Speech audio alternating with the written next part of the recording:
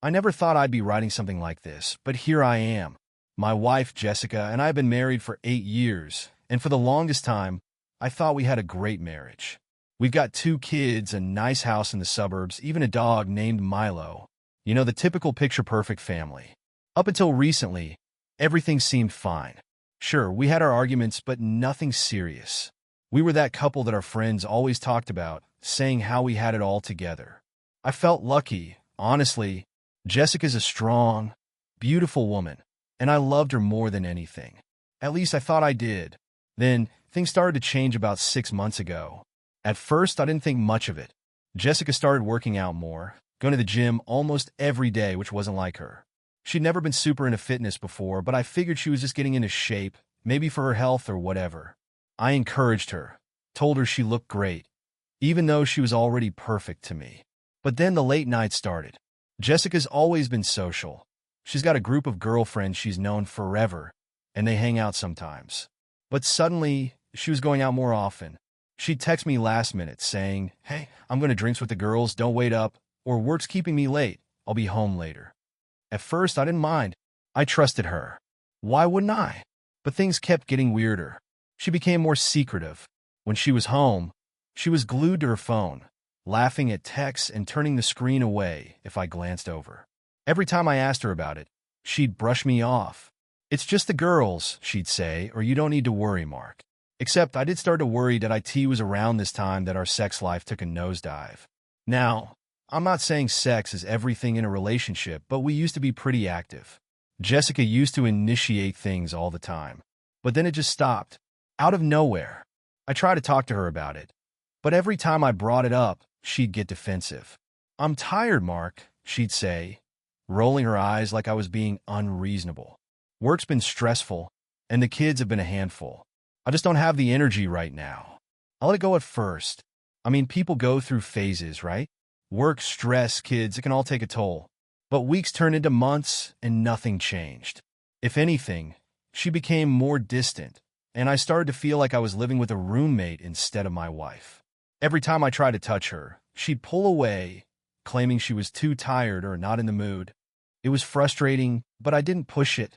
I figured she'd come around. Maybe I was being paranoid. Maybe it was all in my head. But something about it just didn't feel right. Then one night I noticed something strange.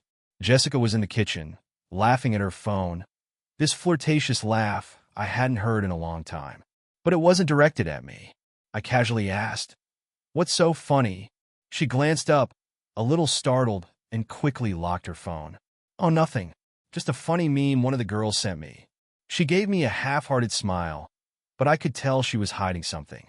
After that, she became even more protective of her phone. She'd always keep it on her, even taking it into the bathroom with her. She used to leave it lying around the house. But now, it was like she didn't want me anywhere near it. I tried not to let it bother me, but I couldn't help but wonder what she was hiding.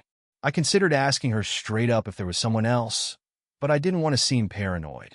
I loved Jessica, and I wanted to believe she was telling the truth. But something in my gut was telling me otherwise. Then came the night I found out about Matt. Jessica had gone out for another girls' night, leaving me at home with the kids. I wasn't snooping. I've never been the type to go through her stuff, but she left her phone on the counter when she ran upstairs to grab something. Normally, I would have just left it, but for some reason that night, my curiosity got the better of me. When I picked up her phone, the first thing I saw was a text from someone named Matt. The message read, "Can't wait to see you tonight, winky face." I felt a chill run down my spine. Who the hell was Matt? Jessica had never mentioned anyone by that name before.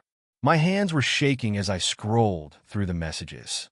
Most of them were innocent enough, but the further I scrolled, the worse it got. There were flirty texts, sexual innuendos, and then one that made my stomach drop. "Last night was amazing. You're incredible." I felt like I had been punched in the gut. My chest tightened and my vision blurred. I couldn't believe what I was reading. This wasn't just some flirty coworker. Jessica was cheating on me. I dropped the phone, feeling sick to my stomach that I didn't sleep that night. I stayed up, sitting on the edge of the bed, staring at the ceiling, my mind racing. How long had this been going on? Was it just sex, or was she in love with this guy? My stomach churned, and I felt like I was going to throw up.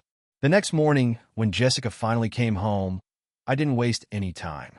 As soon as she walked through the door, I said, "Who's Matt?" She froze, her face turning pale for just a split second before she recovered. "What are you talking about?" she asked, feigning ignorance. "I wasn't having it. I saw your text, Jessica. I know what's going on." Her face hardened, and she crossed her arms. "You went through my phone?"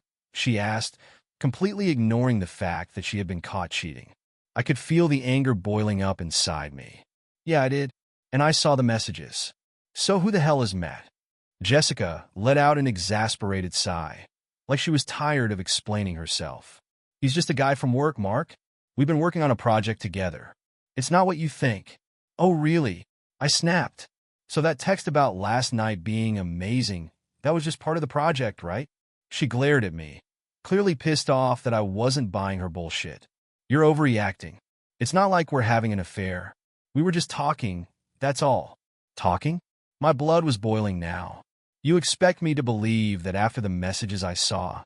Jessica rolled her eyes, like I was the one being unreasonable. "You're being paranoid, Mark. Nothing happened. It was just a stupid flirtation. It didn't mean anything." But I wasn't buying it.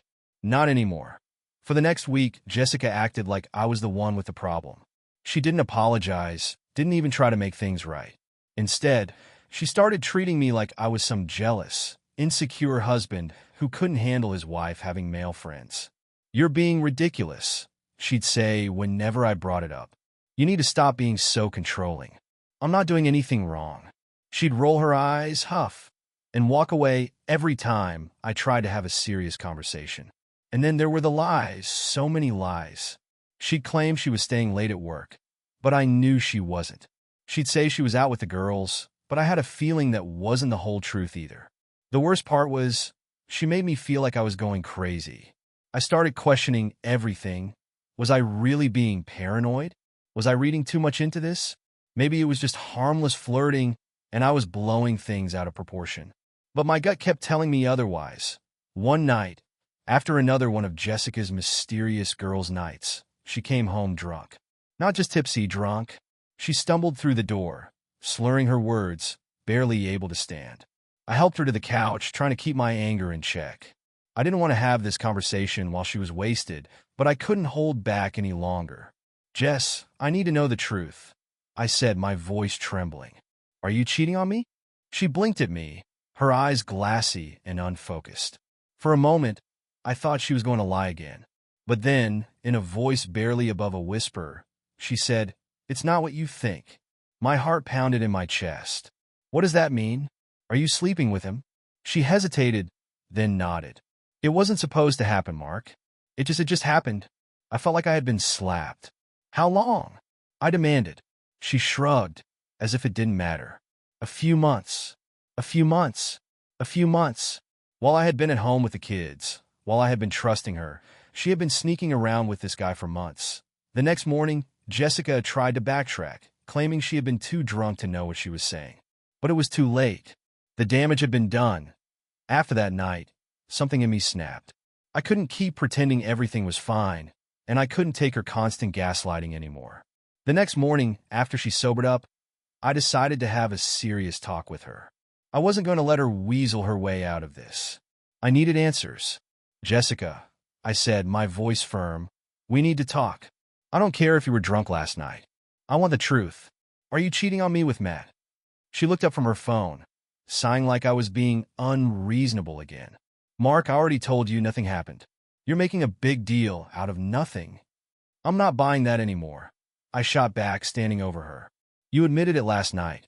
You said it had been going on for months. Now, I want to hear the truth sober." She rolled her eyes, but I wasn't letting this go. "Fine," she snapped. "You want the truth? Yes, we've been seeing each other, but it's not what you think. It's just sex, Mark. It doesn't mean anything." I felt like the wind had been knocked out of me. Just sex? As if that made it any better. I was angry, furious even, but more than that, I was devastated. The woman I had spent nearly a decade with, the mother of my children, had been cheating on me for months, and all she could say was that it was just sex. "How could you do this?" I asked, my voice barely above a whisper. "After everything we've been through?" The kids? Our life together? How could you throw it all away for some guy? Jessica shrugged like it was no big deal. I don't know, Mark. Things just happened. You've been so busy with work, and I needed something else. Matt was just there. I stared at her, feeling numb. Her words stung, but what hurt the most was the complete lack of remorse. She didn't even seem sorry. So, you're blaming this on me? I asked, incredulous. Because I've been working to support this family? Jessica stood up, crossing her arms. I'm not blaming you, but maybe if you paid more attention to me, this wouldn't have happened. I wouldn't have had to go looking for attention elsewhere. That was it. That was the moment I realized there was no saving this. Jessica wasn't going to take responsibility, and she wasn't going to stop blaming me for her choices. The marriage was over. After that conversation, things between us changed completely. Jessica didn't even try to make things right. She didn't apologize, didn't offer to go to therapy, nothing. In fact, she seemed almost relieved that everything was out in the open, like she didn't have to hide anymore. We still lived in the same house, but we barely spoke. I stayed out of her way, and she stayed out of mine. I kept my focus on the kids, trying to shield them from what was going on, but it wasn't easy. They could tell something was wrong, especially our oldest, Sophie. She asked me one night, "Dad, why are you and Mom always mad at each other?" That broke me. I didn't know what to say, didn't know how to explain that their mother had shattered our family without making Jessica sound like the bad guy. I didn't want the kids to hate her, no matter how angry I was. So I told her, "Mom and Dad are just going through a tough time right now. But we love you, and that's what matters." Sophie didn't look convinced, but she nodded and hugged me. I wanted to break down right then and there, but I held it together for her. Meanwhile, Jessica carried on as if nothing had happened. She still went out, still saw Matt, and she didn't even try to hide it anymore. She came home late almost every night, and every time she walked through the door, I felt a wave of anger wash over me. But I didn't confront her. What was the point? She'd already admitted to the affair, and she clearly didn't care about the damage she was causing. I was stuck in limbo, trying to figure out what to do next. Do I stay for the kids? Do I leave and start over? I had no idea. One night, after a particularly rough day at work, I came home to find Jessica on the phone with Matt. She wasn't even trying to hide it anymore. She was sitting on the couch, laughing and flirting like a teenager. It made my blood boil. I had reached my breaking point.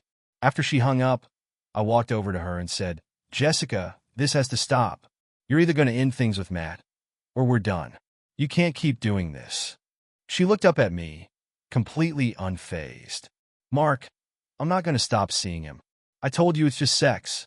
It doesn't change anything between us. It changes everything," I said, my voice shaking with anger. "You can't keep pretending like this is normal. You're married to me, and you're seeing another man. Do you even care about our marriage anymore?" She stood up, crossing her arms defiantly. "I care, but I'm not going to apologize for something that made me happy. You weren't there for me, Mark. Matt was. That was it." I couldn't believe what I was hearing. She wasn't even sorry.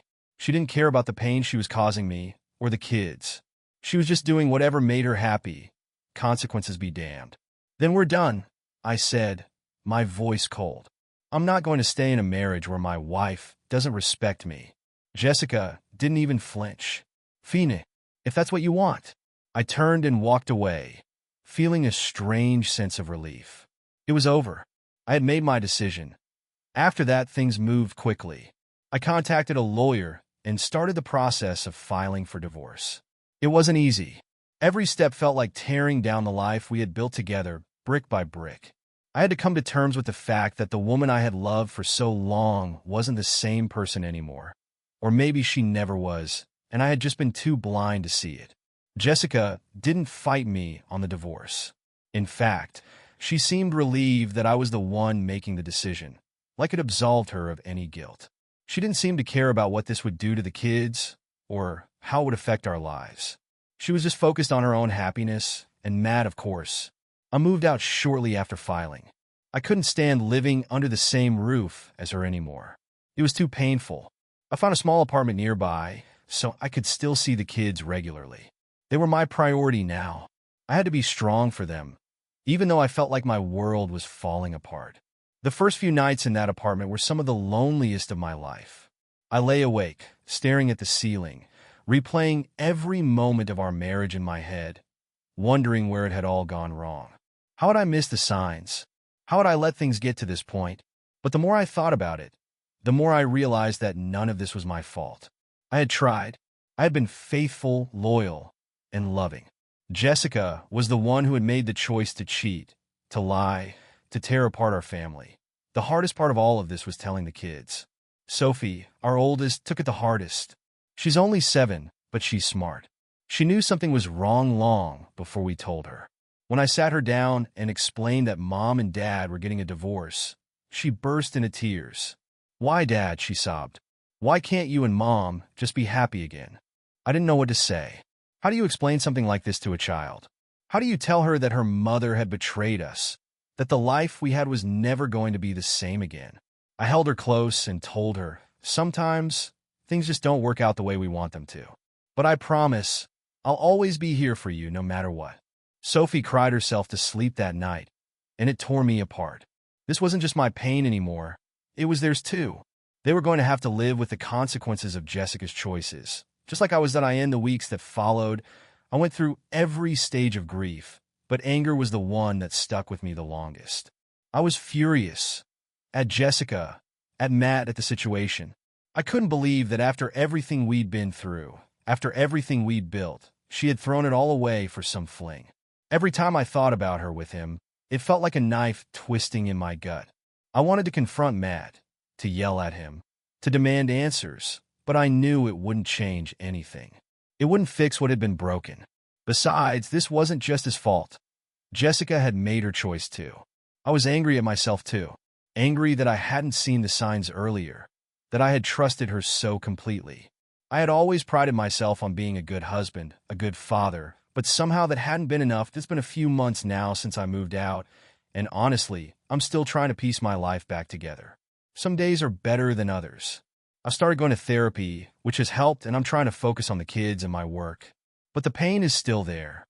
It's like this dull ache in my chest that never quite goes away. Jessica and I are civil for the kids' sake, but that's about it. She's still seeing Matt, and while it hurts, I'm learning to let it go. It's her life now, and I have to focus on mine. If there's one thing I've learned from all of this, it's that you can't control other people's actions. You can only control how you respond to them. I've decided that I'm not going to let Jessica's choices define me. I'm going to move on for myself and for my kids. So for anyone out there who's going through something similar, know that it's not your fault. You deserve someone who respects you, who's honest with you, and who chooses you every day. Don't settle for anything less. And if you ever find yourself in a situation where someone betrays your trust, just remember, it's not the end of the world. It may feel like it at first, but you'll get through it. It's going to hurt, and it's going to take time, but eventually, you'll find your way forward. Anyway, thanks for listening, Reddit. I just needed to get all of this off my chest.